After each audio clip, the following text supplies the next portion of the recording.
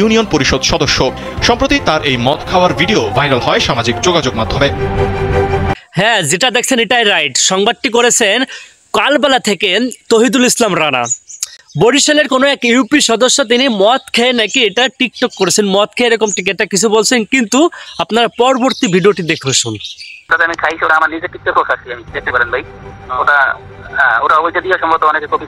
ফুটেজটি দেখে আপনারা বুঝতে পারছেন যে আপনার সেই ইউপি সদস্য বলছেন, নিজেই বলছেন যে আমি মানে মানে মদ খেয়েছিলাম, তবে এটা আমার নিজের টিকটকে ছেড়েছিলাম, আবার আমি ডিলেটও করে দিয়েছি আমাকে যখনই আমার চেয়ারম্যান বা মেম্বাররা বলেছে।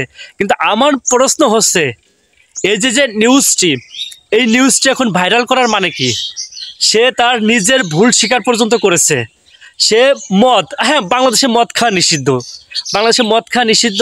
আর ওভারঅল সে একজন ইউপি সদস্য মদ খাইছে, সে পাবলিকে এটা মানে প্রচার না করাই বেটার ছিল।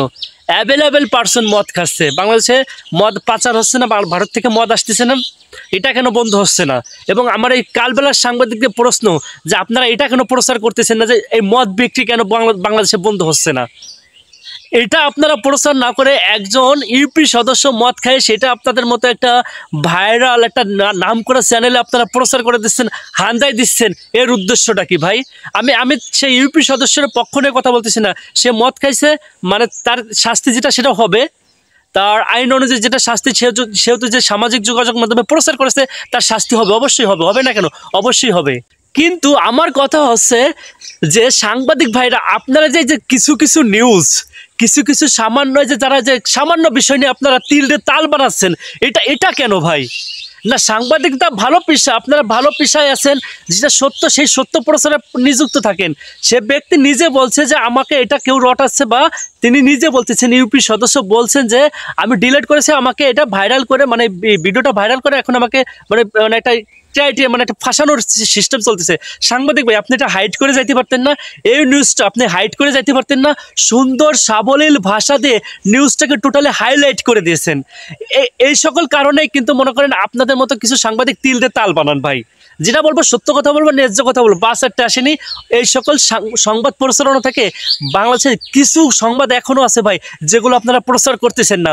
অনেক সংবাদ লুকায়িত হয়ে যাচ্ছে, যেটা আমাদের সাধারণ জনগণের সামনে ভেসে আসতেছে না, 17 কোটি বাঙালির সামনে ভেসে আসতেছে না।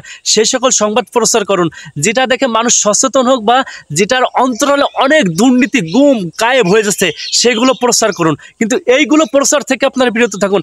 টুকটাক সামথিং বিষয়ে প্রচার না করে ভালো কিছু প্রচার করুন, যেটা দেখে জনগণ সচেতন হন এবং জনগণ আপনাদের প্রতি আত্মবিশ্বাস বেড়ে যায়। কিন্তু এমন কিছু প্রচার করেন না যেটা দেখে আপনাদের গালি দিতে ইচ্ছা করে ভাই। কথা বুঝতে পারছেন ভাই? আমার কথায় মাইন্ড করবেন না, যেটা সত্য, যেটা লিগেলি আমি সেটাই বললাম, আশা করি বুঝতে পারছেন।